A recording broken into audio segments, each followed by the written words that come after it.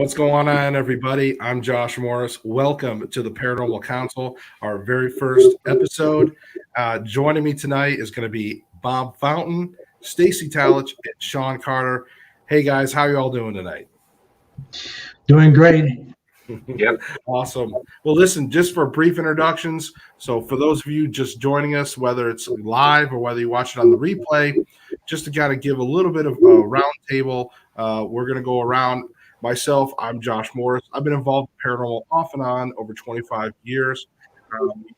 We had a investigation team down in Florida area years ago. Used to a lot of investigations. Also, I'm the host of the Everything Paranormal show. And that's about it, man. I've wrote a book, done a few different things, but I've been around. So I offer a little bit of perspective on that. So, Bob, let's start with you. We'll just work our way around. Bob, tell the folks a little bit about yourself. Well, I'm Bob Fountain. I'm out in the chat room a lot because I like to watch Josh's show and put stuff out there to throw them off. But I founded Spectral Tech about 7 years ago. And before that, over the ages, I've been involved I lived in 2 houses that were haunted. So that kind of livened things up for me. And then I got involved with paranormal after I retired. And basically that's it. Awesome. Stacy, how about yourself? Stacy Talich. I'm a professional remote viewer, instructor on udemy.com, and a Palo Mayombe priest, which is an Afrocentric religion that was brought over during the slave trade and now exists all over the Western Hemisphere. So awesome. And how about you, Sean? Well, I'm a full-time pastor, been full-time for the last 20 years, Christian, just kind of got into the paranormal as a child, was seeing things and experiencing things. And about around 19, I started helping people come out of different situations and different things, dealing with paranormal and helping them out. For the last 20 years, just been trying to help people understand the spiritual side of things. Yeah, that's awesome. And you know, folks, it's a real treat to have all these guys on here. I mean, again, every single one of you guys bring awesome stuff to the paranormal, whether it's, you know, like I said, a little more religion. I like to refer to us as the good, the bad, the ugly, and the naughty, but we all figure out who's who. So, so let's just dive right in, because I really would like to talk a little bit about the sort of like the paranormal investigations, real investigations versus thrill seeking. You know, where does that line get drawn at? Sean, why don't you take this first? Okay. Well, I think it's important that people realize that this is some real stuff. There's real things out there. There's real spiritual entities. Doesn't matter what our belief system is. I think we all agree that there's dangers that lurk out there. And what happens, you know, for me, from my standpoint, I see people watching these ghost hunter shows, and they think it's cool. They think it's kind of like the campfire telling ghost stories until they get home and the hidden warfare begins, the depression begins, the all this different things start happening, and they don't understand why. And so until they call someone like us, so there's a huge difference between those who have a purpose in going out and helping people resolve these issues, doing some research, looking at these things, versus somebody doing it just for fun. Okay. What do you say there, Bob? What do you think? Well, what's funny, I didn't bother mentioning I'm an ordained metaphysical minister, which we don't deal with dogma. We just deal with where's the soul, why is it here, what's it doing, is it here for lessons or to teach lessons or learn lessons, and where's it going after we die. But yeah, what Sean said just about hit the mark. There's people out there that want to play with this. They're playing with something that's very, very dangerous in some cases. I've had several cases where we've had one of the clients, the husband saw a black cloud with tentacles coming down, getting into her. We had her saged, and it took care of the problem, but he didn't. He thought that, you know, that was some of that stuff on the TV shows is just hype. there is some stuff out there that is real, but we usually tell them what we get to empower them. We'll try to give them all we can. I'll give them bundles of sage. I'll give them holy water. I'll tell them what they need to be doing, preferably get to their own clergy, which creates a problem sometimes because we've mentioned this in the past. Some clergy assumes because we're dealing with spirits that we're practicing witchcraft. And I've had some confront me over that, and I just have to back away. That's between them and their religious beliefs. But yeah, when there's people out there that's genuinely afraid, they know something's going on, they can't see it, they don't know what to do about it, and they're totally terrified. You don't need somebody coming over there doing an investigation for the fun of it and walk off when the thing's over. We've had one of my last investigations. That's exactly what happened. This woman ended up having a heart attack over being stressed out from what was going on in her house. And she said this team from Memphis came. They was there for 30 minutes. They said, you got several spirits here. Good luck. Out the door they went. They never contacted her again.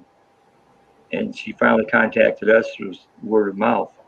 And we helped her resolve what the problem was, and she's okay now.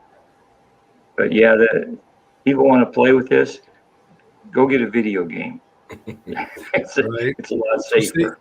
Stacy, what do you think about all this? You think there's the real paranormal investigations versus thrill seeking? Where do you stand on that? I'm in the same camp as Sean on this because the proof is in the pudding too. You have paranormal investigators who are on the Discovery Channel. They're worldwide. They're known. They're famous, and they suddenly end up dead. We've got the couple from Ghost Hunters that was a murder suicide. You've got the guy who was absolutely convinced that he was being followed. He got really paranoid for like 2 weeks and then hung himself in the bathroom the night before his own wedding. I mean, these things are real. When they come after you, there's almost no defense if you don't know what you're doing. If you don't, what you see in the movies, what you see in Hollywood is not going to help you. You need to know what's going on. And I point to the fact that think of all of the a-holes that have existed on this planet that aren't here anymore. They're somewhere. They could be coming. I mean, literally, you can have Hitler coming after you. You can have any number of these a-holes coming after you if you screw around. So don't do it. If you don't know what you're doing, don't do it. That's what it comes down to. Yeah. And I would say, as I kind of wrap up with my thoughts, is that I think each one of you have something great about to say about that. I think you guys are all correct in your ways. And I honestly believe that I think that there's sort of almost three major categories. There's residential cases, or at least cases with people involved. And then there's, of course, haunted exploration. And then there's the third thing, which is like really the irresponsible category. And I do think you can responsibly do the haunted exploration, which I've been doing a lot lately.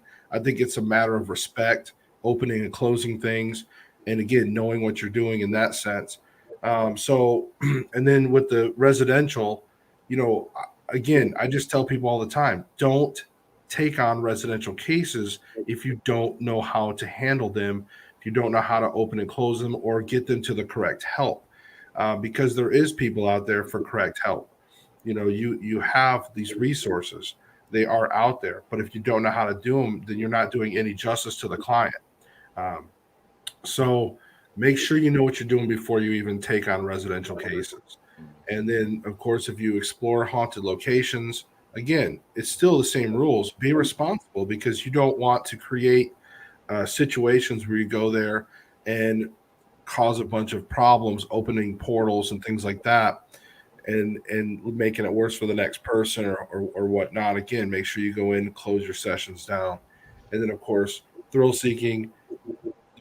I also put this in the categories of the fakers, people that are going out there filming these videos, faking things.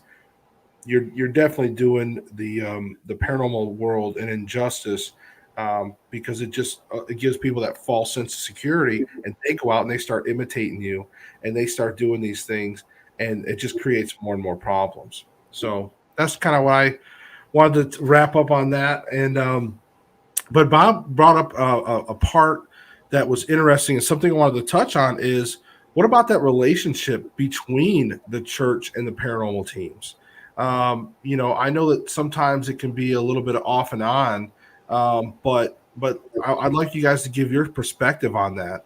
Bob, let's start with you since you brought it up. Thanks.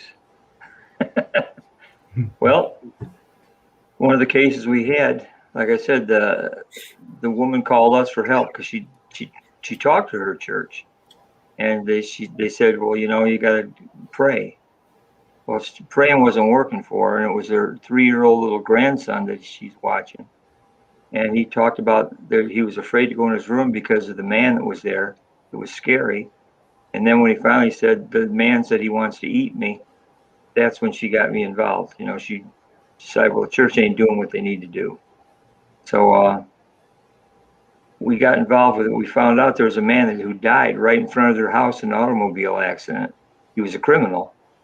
And I guess he had a lot of head damage. So if he appeared to that little child like that with all over his head, plus he wasn't a very nice person to begin with. So basically he was a negative entity, was most likely playing havoc with that house. So we said we could come back out there and we could sage the house. We could give her some things that would help her defend herself as well. And she told the church about it, that our group was going to go over there and take care of the situation for her. Well, they got all upset about it. Said, well, what you're dealing with is people that's practicing witchcraft. And they said, anybody that sits there and deals with unknown spirits are practicing witchcraft. So they were going to go over there and pray for her, which I pointed out to her. Basically, they're getting ready to pray to an unknown entity that they can't see, and which is acceptable for them, but it isn't for any of us to do it the way we do it. So I got very, very leery about it. Some people like that. The Mormons, heck, they want to come out with me to investigations all the time because they're into that. Obviously, the Catholic Church, they want to do that. So, I mean, there's a number of different divisions of Christianity that accept it. There is something out there. And they don't judge us because we're out there trying to do something to help people with their spiritual life. Right. That makes sense.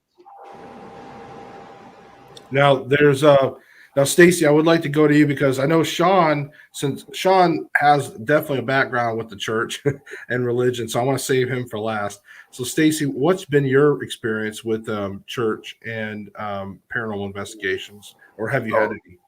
If witch burning was still legal, I wouldn't be here now. So the way that people who are hardcore, Christian, the more fundamentalists, they either run the other way or they, throw stuff at me, that kind of stuff. But I don't care. It really comes down to when you work with spirits, you work for them as well. So it's sort of a relationship that, you help spirits move to the other side. You help people get rid of spirits that are, not supposed to be there or malicious, that sort of thing. As far as the church is concerned, whenever I deal with somebody, it's more being sensitive to their situation with the church, not so much mine, because, they can't do anything to me. Right. Okay. I mean, and you know what? And I just want to interject my thoughts real quick, and I'm going to hand it over to Sean. I've been fairly, I guess you'd almost say fortunate that I really haven't had to deal with the church too much. With all my investigations, I've pretty much mostly all been able to handle, like my wife and I. Which she did say hi, by the way, in the chat there. So she said hi to everyone. But anyways, and then for you guys, I wanted to also let you guys know that for the viewers, I've been battling a severe cold, but I did not want to miss this show today. So if you hear me do little coughs and stuff, apologize. And I may have to remove myself from the stream every once in a while if I start having any kind of sneezing fits. But anyways, I just thought I'd let you know. Back to my thoughts. So again, I haven't had really worked too much with the church as far as that goes. Most clients that I've had usually they either don't bring it up, or if they do have religion involved, then yes, I will, encourage that. If that is depending on their religion, I will encourage that. I mean, there's nothing wrong with, like, if they have a different God, no matter what religion it is, go ahead and pray to that God. It's not going to hurt. So I will encourage that. In fact, my biggest relationship to the churches have been in the last few years with Sean Carter, with just talking with him and having communication and just addressing different things like that. So with that being said, Sean, what do you think? What about that relationship between paranormal teams and the church? Well, first of all, I wanted to say that, guys, I know that a lot of people in the church have said things and done things negative towards you guys, and I'm not here to do that. I'm here to bring to the table what the Bible has to say and deal with some of these subjects. And that kind of leads me to the first little thing. I have found a lot of Christians, the majority of the churches, both Catholic and Protestant, really don't understand the Jewish cosmology. Even pagans, Wiccans, Satanists, or whatever, really don't understand what the actual Bible actually does teach. And so what I want to do is bring that back to the table, and that's kind of what I'm doing here. And with that said, both Bob and Stacy have brought some very powerful and very truthful things to people. I wished I could get people in the church to just listen to those two statements that these guys brought, because we as a church, we have lost our voice in the community because we've either pointing fingers or we're running away. And rather than having conversations with people who have different beliefs or who have different ideas and bringing ours to the table, we've begun to point fingers. But let me kind of get back now to something else that's powerful here. If you listen to Stacy and Bob, I think they come back to a point of saying that they're trying to help people, and it gets in my craw when I hear a pastor say, "Go to you need to find a Catholic church, or you need to go get this person." If you don't believe in the spirituality that you're involved in, then why are you involved in it? You know what I'm saying? And so for me, it's so important that we answer questions. Just kind of give a brief thing here, and I don't want to hog the airtime here. When I was growing up, I had the fundamental Baptist. I'm a Baptist. Believe it or not, a lot of people look at me like, "What? Really?" But anyway, I heard about God, Jesus, demons, angels, the spiritual floating axe heads, just knowing things that people didn't know, talking about those kinds of things.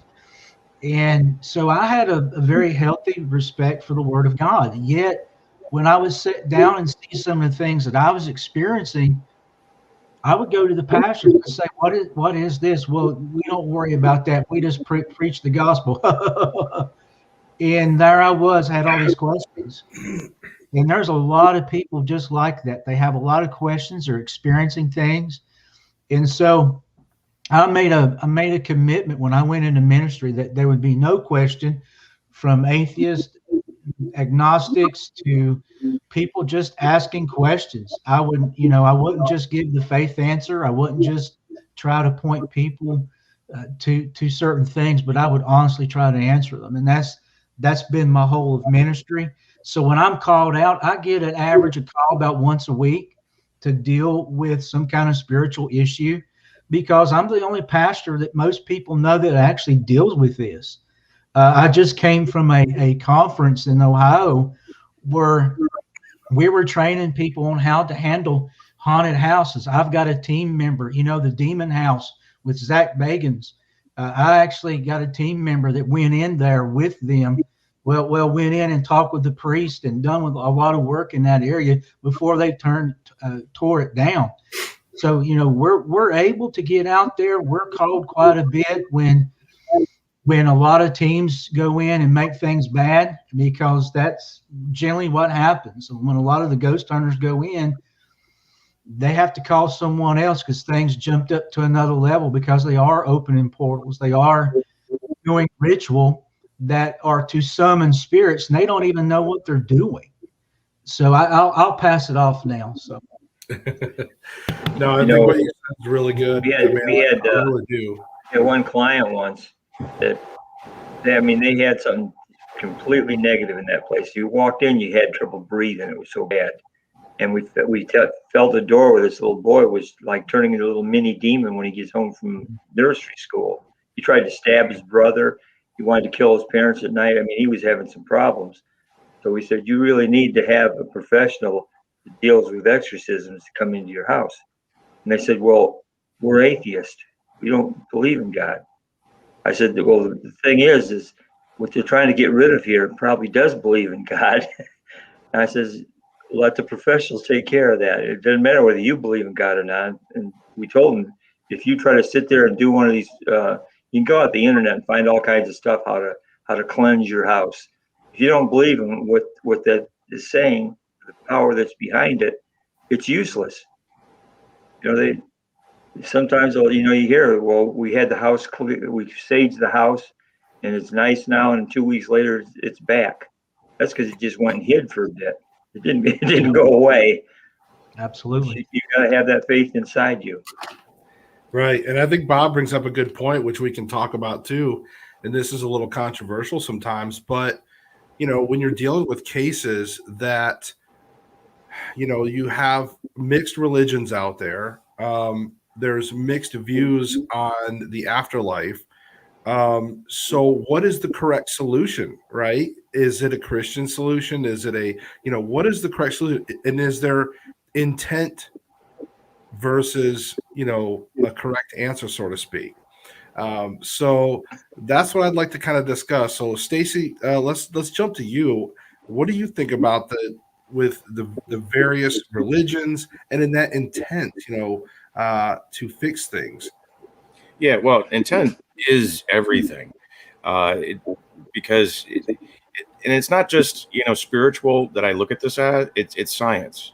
On the quantum level, the only thing that really exists is your consciousness. Your consciousness stretches across all these different dimensions, and in that you have the ability to imbue your consciousness onto things that can offer protection. And that's the intent that you're talking about. Your consciousness, you can embed it into a piece of iron that sits at the doorway, like the horseshoe that sits above the doorway, offering you good luck, can actually be a spiritual force against negative entity. And you imbuing that, they can't cross the threshold. We have that throughout history too. The wreath, the Christmas wreath, that since ancient Rome has been used to cleanse negative energy, negative spirits right at the doorway. And you walk past it, you brush against it, and it cleans you. These things are not only the intent of your consciousness, but actually in nature as well, manifesting a outcome. Just knowing that combination. That's really what it comes down to. Okay, Sean, what do you think about all that? I see you kind of nodding over there. Well, the first thing I would say is, obviously, I do believe that Jesus is real. In the name of Jesus, in his presence, dark entities and all entities of the universe obey him. Now, that's just where I'm coming from. Again, I'm not trying to be above anybody. I'm just sharing what I share. And I'm upfront with people. I've had people call me I actually had a Buddhist temple to call me here not too long ago because they were having issues and they couldn't get rid of it. They had all the medicine men come in. They had all the cleansing people come in, and they wasn't used to the spiritual climate going on around in this community. And I've been involved in helping clear that out for the last 30 years. And so they contacted me. And so, I told them I'm coming from a Christian perspective. And so they didn't have a problem with it. Now I don't necessarily push my faith on anybody or anything like that, but at the same time, I'm going to share what I share. And yet, I've actually worked with mediums and stuff like that in the past. I don't, and I'll just say this: I don't condone any of that. I'm not a part of that, though I have worked with teams who have done that. But at the same time, I like to have those conversations with people individually. So, Right. you know, And there's nothing wrong with that. I think and again, I think that's why I love this show, this Paranormal Council, because each one of us has our own convictions, our own ideas of things. So I think that's awesome. And I don't know if we lost Bob for a second here. We're getting the spinning wheel on Bob. I was gonna have his viewpoint on it, but I'll just go ahead and add right now that I think intent is a huge, huge part of going into most problems. The Anytime we get, hold on, we got, all right, Bob, there. Yes, we played some musical chairs and you're back, right, Bob? Yeah, I just said something went wrong and that was it. Huh, Maybe it's because we're talking about stuff that really don't want us to be talking about it. I guess so. Remember that whole intent thing? So, but yeah, now that you're back, let me finish up what I was saying. Then I'm going to hand it off to you, Bob. But I was just saying that to me, intent is everything when you go into these different situations. Again, now if I come into a situation because I'm also a Christian and I also believe in Jesus Christ, my intentions, I will go in and I will use that. And with my faith being, again, I want to have that faith there. I want to have my intentions there. And I believe that power really helps. And again, and if other people go in, and even if they're not, I guess, Christians or whatnot, I'm not sure how they do it exactly, but I know like Stacy was talking about that power of intention. But I really do think that's a big common thread. And I think if when investigators go in to help a client, that's the most common thing is we all have that want to help people and we all have that intention to help people.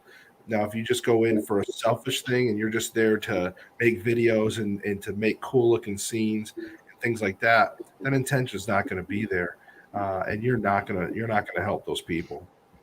Bob, what do you think about intention and different religions and whatnot? Well, And going into the Since investigation. I'm also a Reiki master, which is pretty much 100% intent.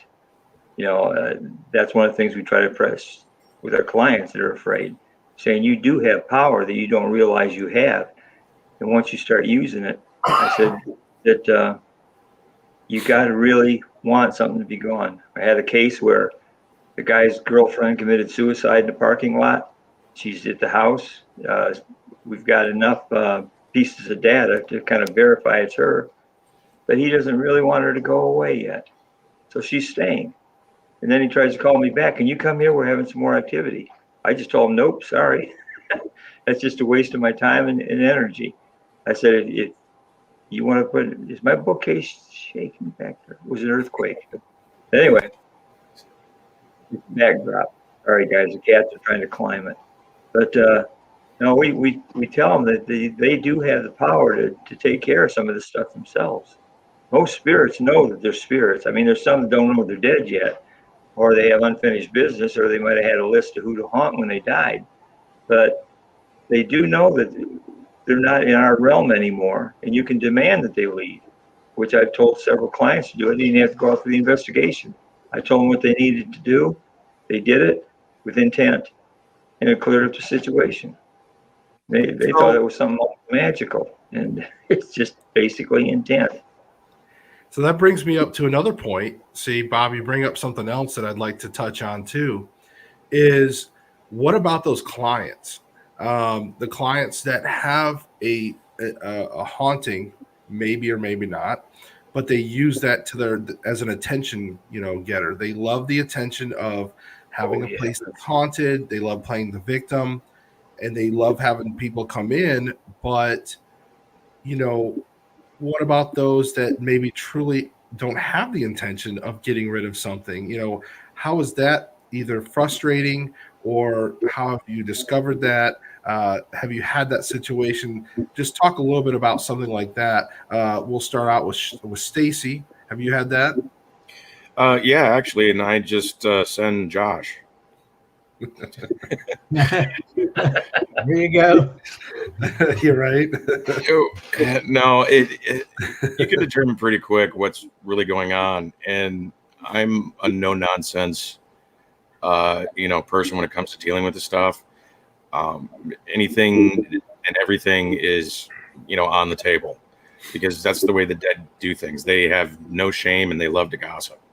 So I deal with people the very same ways, because you have to be frank. If you don't and you beat around the bush, all you're doing is fluffing the ego and giving them the attention that they want. So, you have to be upfront and brutal if that's what's really going on.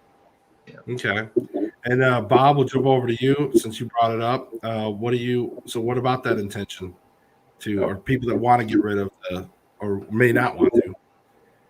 Well, I got it both ways, and I like Stacy there. I tell them, you're wasting my time, and you're wasting yours if you want to do this. We had one guy, he kept on calling one of my team members. Of course, there was one that had the girlfriend that committed suicide, and he kept on calling her because he wanted her to come back over to the house and see this or see that. And I said, don't do it. It's a waste of our time. There's too many other people out there who's waiting for us to come see them. And they just like you said, they just like that notoriety that something's going on in their house. As you know, I write articles for the magazine, and what I'll do, at least for some of them, sorry, my cats are going nuts. But new bookshelf. New bookshelf. But wait till the raccoons start fighting outside the door here. That's going to happen before the show's probably over. But if I write an article for one of the clients, I will give them a copy of the article. And some of them have run around saying, "Look at this. See, I wasn't crazy." Because some want just the proof that what they're experiencing is real. Because we get a lot of people that like Sean and has said before, there's people out there, you want to help them, but you think that possibly they're going for that attention. Well, sometimes it's not just the attention, it's they want validation that they're not losing it. So it's a hard call sometimes to say, look, you're wasting my time and yours. We're not going back to your house for the 5th time for the same stuff that's happening. We always give them suggestions of where to go next. We'll say, here's what you said, here's our findings, here's the suggestions of the next step you need to take. If they don't want to take it, they're on their own. Go to the church. So I know, like Sean's phone number. I know, like with Sean and Stacy, especially, I know that you guys are the kind of guys that just kind of come in and want to shut things down. Whereas like Bob, he's got a team, they want to investigate it, get as much evidence as they can, and then kind of go in and shut things down. So Sean, as you go to a situation, how do you handle, or have you had that situation where it's kind of attention? Yeah, I've had several. I mean, just numerous people will call. I'll kind of give you like 2 real quick ones. The first one was a local museum who wanted to have their name kind of put out there for the ghost hunting tours and all these kind of tours and stuff. And then I got a call from another guy. They was doing a haunted house, and I actually had worked with one of the people that was a part of the characters in the haunted house. They were actually seeing this entity, and I went in and shut it down and got it gone, and they were kind of upset, because I got rid of the real deal. Right. But some of the people there thanked me. And this is a fairly well-known place. I actually mentioned the place. Most people in this forum will probably know about it. But anyway, But I want to touch on something that Bob said, and I think it's so true. A lot of people that I deal with too, that validation, I'll hear some of my calls will start out with, "You're not going to believe me, or you're going to think I'm crazy." And I tried to reassure them, "Look, I've heard it just about all now. And so you just share with me." And people are needing to understand. Now, we don't go in to get evidence, but people do want to understand what's going on.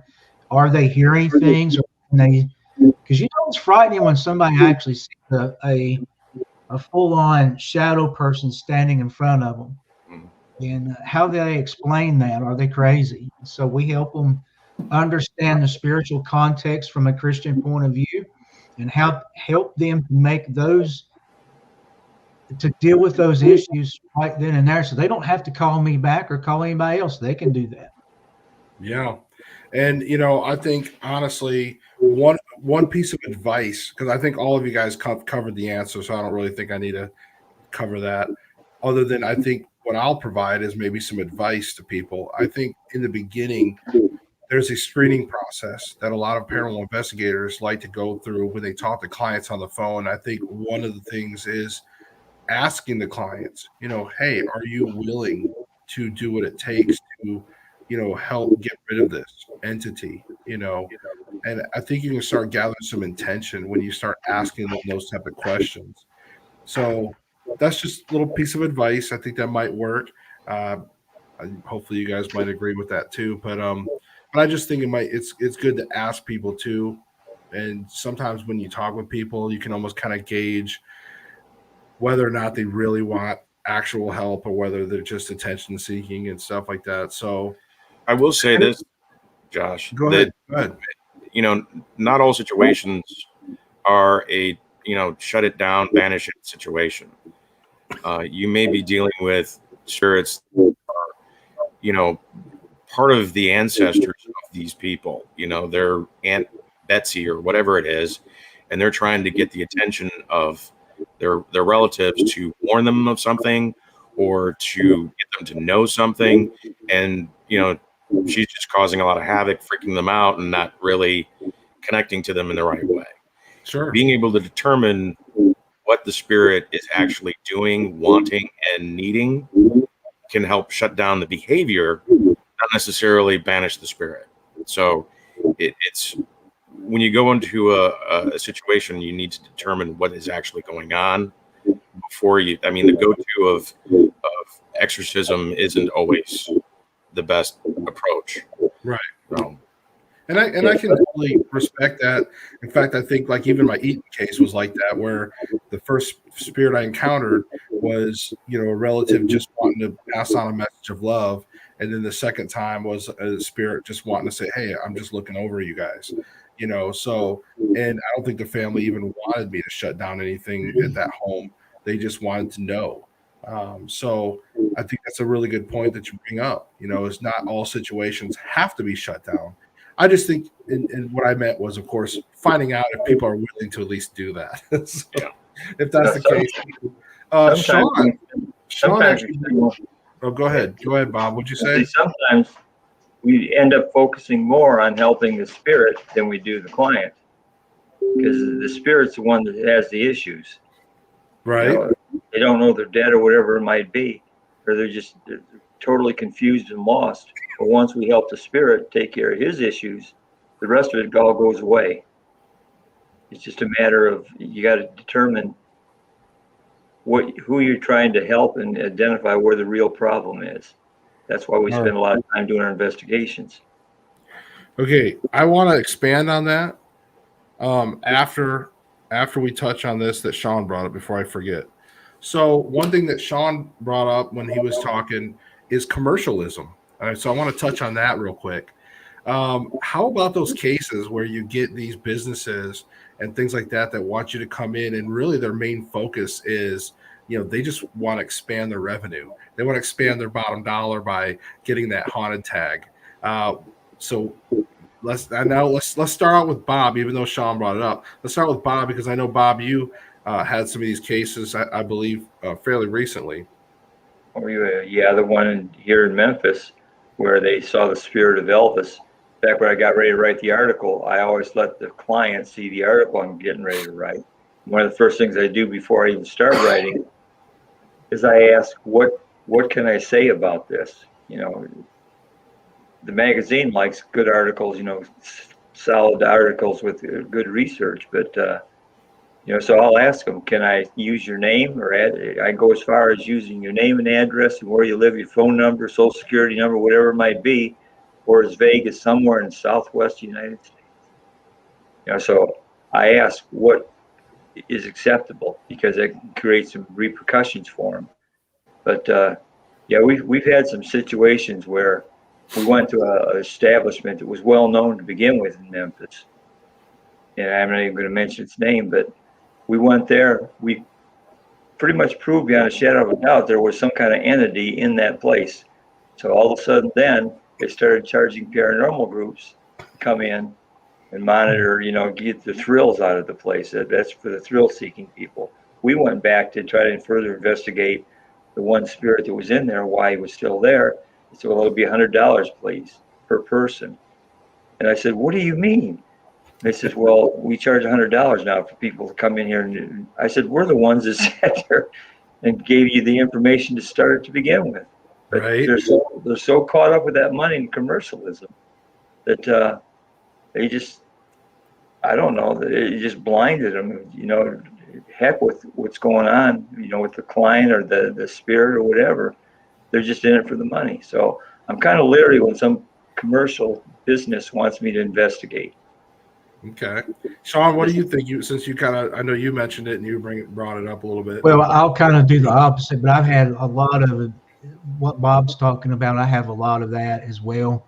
I just simply say no. I don't go into those kinds of things.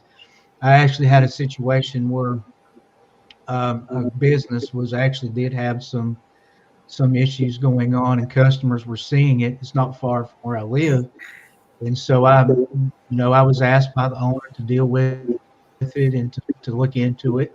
We dealt with it, looked into it, and they wanted not to have their business associated with the paranormal. Right. And so, that there's the flip side of that as well. Yeah. No, I completely agree, and I think that's always credible for the business when they don't want it. That always says something as far as the credibility of that case. Stacy, what do you think? Well, I personally haven't had any experience with businesses either way, wanting to have me cleanse their place or give validation to their haunting.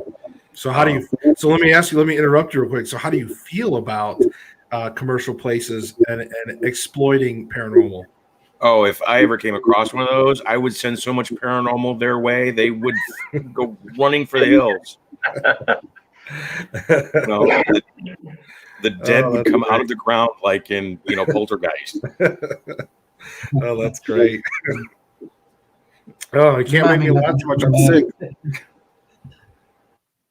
Oh, so all right. So now I want to come back to what Bob kind of brought up was, or at least what I like is, how about spirits during investigations actually manipulating some of the investigators, right?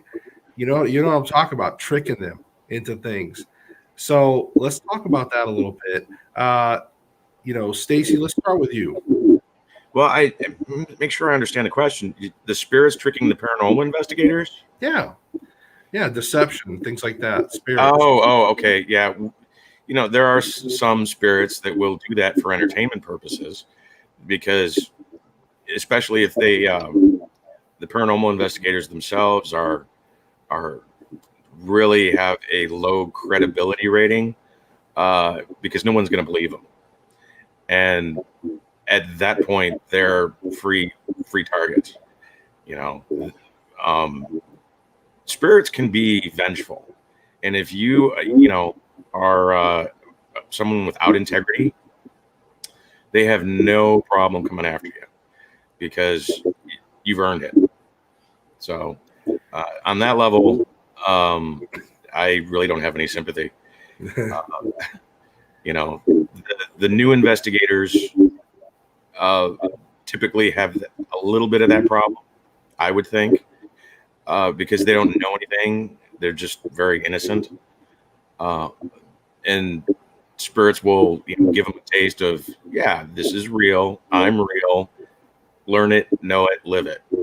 And, either then they get serious or they walk away.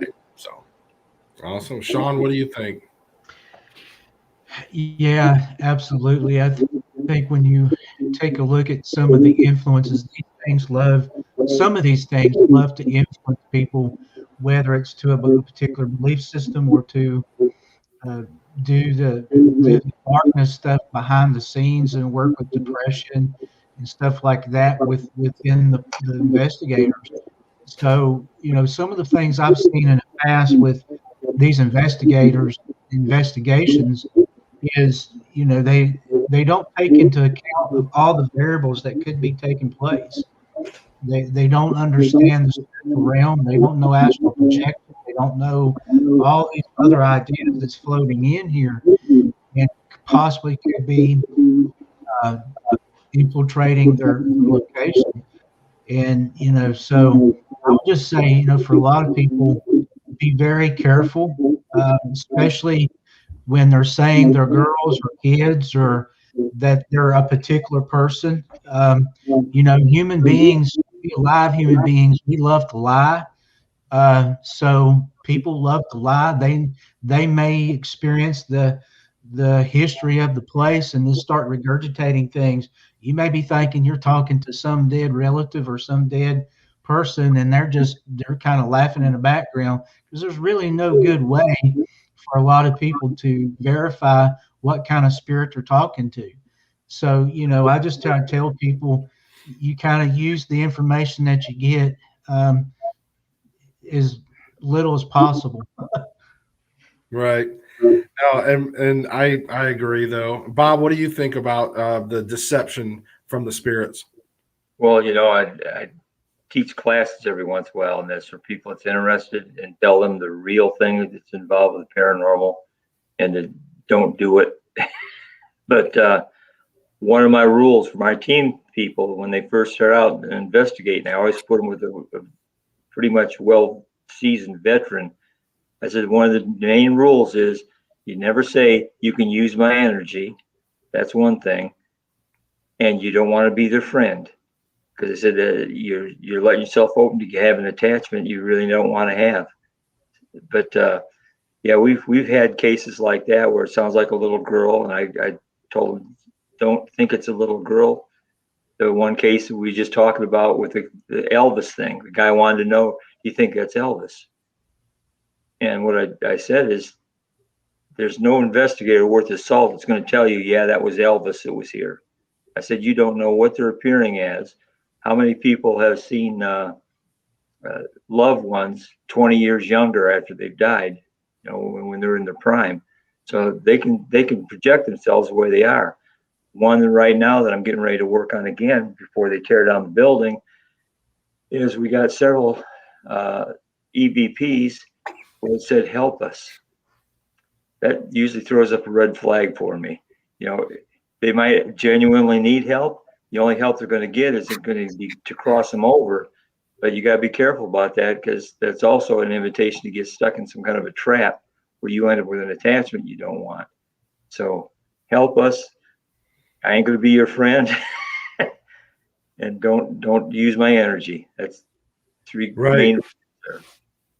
Well, and I just wanted to add a couple things too, because I know Terry Lynn, who also posts as Beyond the Veil, she said that we went with a team that the investigator thought that she was talking to a kid, and immediately Terry Lynn knew it wasn't a child. She, she's like, no, that's not a child.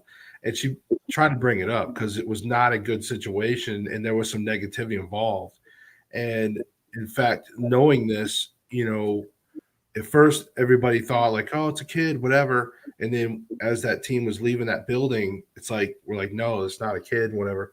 And come to find out that there had been a previous issue in that building where the somebody got scratched in that. So again, that just shows that there probably actually is something negative there in that location, first of all. And that's what these investigators, they hear these voices, they hear these things, that the help us or the little child voice through EVPs, things like that, or even through other communication sessions, and they take that immediate face. They're like, "Oh my God, we got a kid here. We got to help this kid." Well, that's what the spirits want. They want you to get more involved. They want you to release them. They want you to do these things. So you have to be very careful and not jump into that face value. And just like Sean said, you want to take that information, but really with that grain of salt. You know what I mean? You take it in, don't just run with it. So that's something that I always like to stress to teams as well, is don't just take that at face value. Don't do that. And also, so one of the things that I had just recently is I was at a customer's home and I walked in, and I was there for my new job, my day job, right?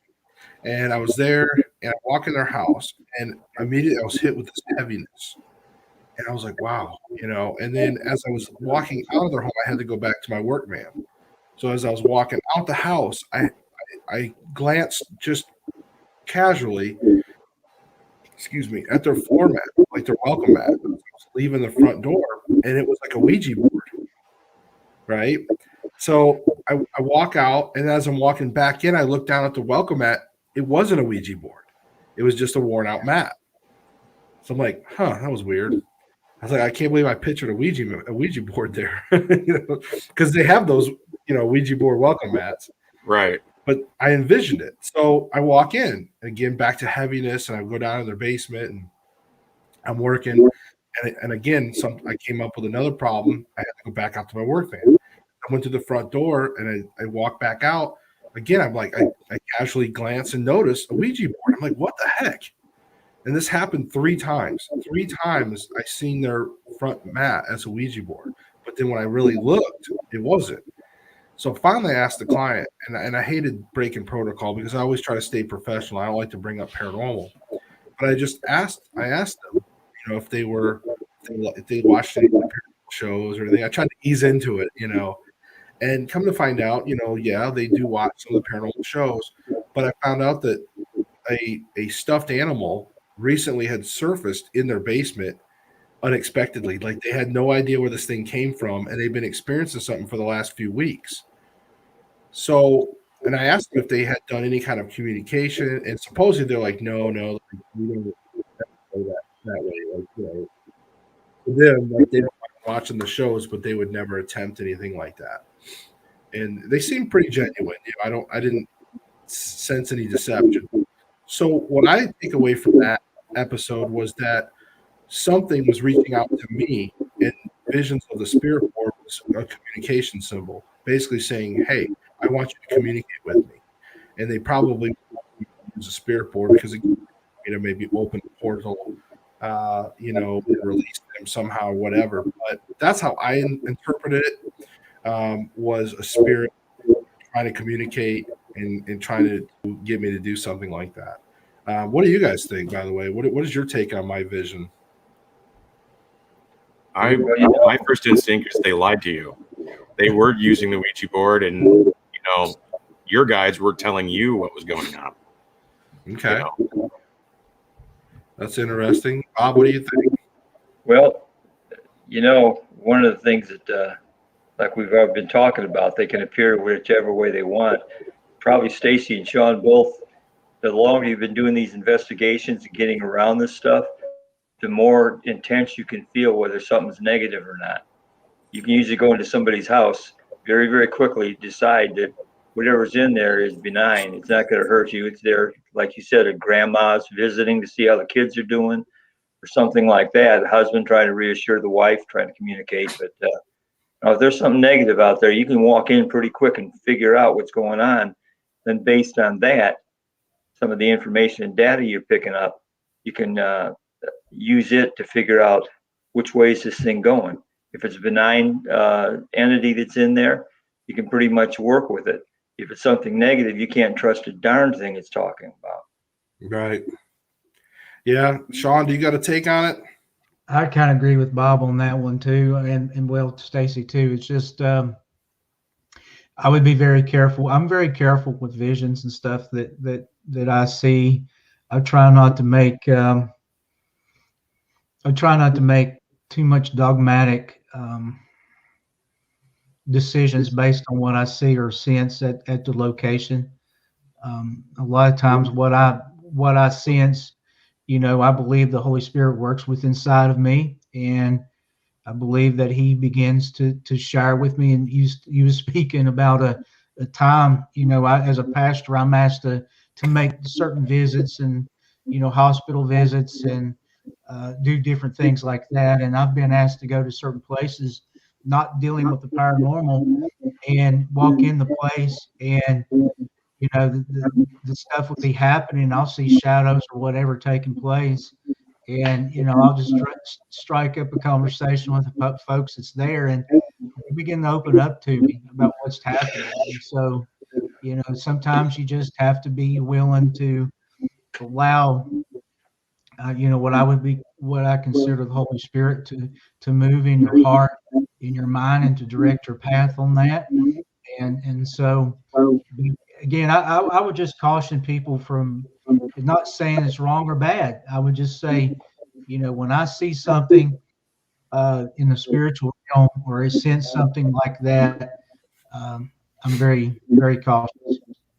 Yeah, and I think all of you make great points on that. I really do. And Stacy, it makes sense that it could be a different type of spirit guide saying, "Hey, there was something being used at this house. It could be a Ouija board, most likely, since who knows? That could be very well be the case." So what I did to kind of let you guys know is I took the down the middle approach, and I took the safe approach. I didn't want to get involved because one, they didn't ask me to, but two, I took the safe approach and just kind of let them know that, hey, I let them know about the vision, and I let them know that, listen, if you do have any problems at all, or you do feel like you're unsafe, and I asked them, I say, if you're religious, you can pray. They didn't seem like they were the religious type. And so I told them that they could go and get some jet or shungite for their room to protect against any negative spirits if they, in their bedrooms and things, or in their house. So I just kind of gave them some crystal options as well, just to sort of keep things for more protection if they felt like they were going to have any issues, or if things escalated, they could always reach out to me. And I gave them a card. So I took the safe route. I didn't quite try to get all invasive and say, "Hey, do you guys want me to come and do this and do that?" It's like, no, I'm not gonna. I don't want to just jump into a situation either. But since I just felt, and again, normally like little things like that, I won't always bring it up to people. But in that case, because that vision was so strong, I almost never have that kind of visual vision. I might get some feeling, some intuition, just from being in different situations over the years, but to actually visually see something so real, to see that 3 times, it's like, okay, I have to say something because this is that strong. Um, but in any case, guys, I want to start wrapping things up here. I think it's been a great show. I hope that for those of you watching this, if you watch this and you're going to watch next week's, or I'm sorry, we're going to be here once a month. Hopefully the last Thursdays of each month, we'll do the Paranormal Council. If you guys want to start seeing us more often, hey, you can always request that. But right now, we're going to start trying to do this once a month, the last Thursdays of each month. Normally, you can catch my show, the Everything Paranormal Show, every Thursdays for the other Thursday nights at 9 p.m. And of course, each of you guys have something going on. I'll give you a chance if you want to shout out some things here as well. And also, guys, I was thinking for those viewers out there, if you have a case that you would like us, Paranormal Council, to sort of give us a little bit of analysis on, then go ahead and email me at everythingparanormalshow@gmail.com. Email me all the case details, as much information as you can provide, and I'll pass it off to these 3 gentlemen here, and we will look it over. And on the next week's or next week on the next month's show, we'll put some thoughts on it. I think that'd be pretty cool if you guys want to send in some cases or whatnot. We can always just analyze them, and we'll just give you the best take that we can, even though we don't, we're not there, obviously. But maybe we can give you some type of different takes on it. Other than that, and if you guys have any suggestions for topics that you want us to cover, make sure you send those in as well. Let's go in circle from my screen, which is start with Sean. Sean, do you have any shout outs or anything that you want to plug? Yeah, you can go to my YouTube channel, Unveiling the Paranormal. Also, Ministry Through the Black YouTube channel. You can go to either one of those places and find our content there. Just want to give a shout out and thank you, Josh, for allowing me to be here tonight. It's been great. I've enjoyed it. I hope that we have many more shows together. Awesome. And Stacy, how about you? Yeah, you can find me on udemy.com. You just type in my name, and I've got several courses that I teach that pop straight up. And they have to do with remote viewing and hoodoo and conjure, and even some prepping if you're into, surviving the apocalypse. So nice. I need to check those out. Bob, how about yourself? What do you got going on? We got a couple things lined up. I'm just waiting to get the team together. This time of year, yard work, all kinds of things like ball games. It's hard to get a team together, at least ones that I need, because different investigations involve different talents you need. So I've got two things lining up, but I got a couple of questions we could be delving into next time we're together. Like for Sean, if there's multiple dimensions out there, is there a God for each dimension? And let's say a shadow person comes from some other dimension. Does God send like the Archangel Michael, or does he contact the other God to get to get the shadow person to go back to where he belongs? Basically, there's a number of things there you would have to consider. I'm writing it down. I've actually had that many times. Yeah, that'd be okay. cool. And then for Stacy, can you use remote viewing to determine if a house has got entities in it? yes. Hey, don't answer that. Yeah, so that meeting. Don't answer that next episode. Yeah, I sit here at night sometimes. I can't get to sleep, and I start thinking about certain things like that. We'll dive deeper. We'll dive deeper into that, because other than just the simple yes, way to blow it, Stacy. But other than that, we will dive deeper into it, because that is something more I would like to know as well. I think that'd be pretty cool. We can tackle that a little deeper, a little more expanded answer. Okay. But yeah, I wrote those down so that way we can remember those few. And if you guys of course, there's always reincarnation. Huh? There's always reincarnation. Oh, I know. That's always a favorite of mine. Okay, so we got a few possible shows, and also Bob, don't forget about your spectraltech.org. Oh yeah, well, I don't get out there and publicize too much. I know. And Paranormal Underground magazine, folks. So Paranormal Underground magazine, if you have not subscribed, go to Paranormal Underground magazine. You guys I'm going to have an article in there this month. ParanormalUnderground.net, and go tell them that Josh sent you from the Paranormal or the Everything Paranormal show, and you will get a 1 free year subscription. And again, every first of the month, you'll get a highly illustrated, awesome magazine. That's, of course, you can find articles from Bob in there as well, and you can see my face in there at some point with a little ad. But guys, go check it out for sure. It's an amazing magazine. I'm going to have an article in there this coming month. Yes. Yeah, definitely check it. Like I said, you guys go check it out. You can get a free year. Just tell them I sent you. So, but as far as myself, guys, you can catch me here every Thursday night, normally at 9 p.m. for the Everything Paranormal show, where I have amazing guests one-on-one, amazing guests like even the guys that you've seen on here. They've all been on the show. But once a month, again, last Thursday of every month, we're going to do the Paranormal Council. So hopefully you guys enjoyed tonight's episode.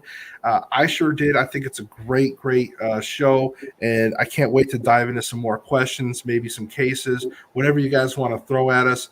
I'm excited for that. Other than that, folks, remember, seek the truth. We'll see you in the next episode. Guys, hang out just for a second as I end the show. See y'all later.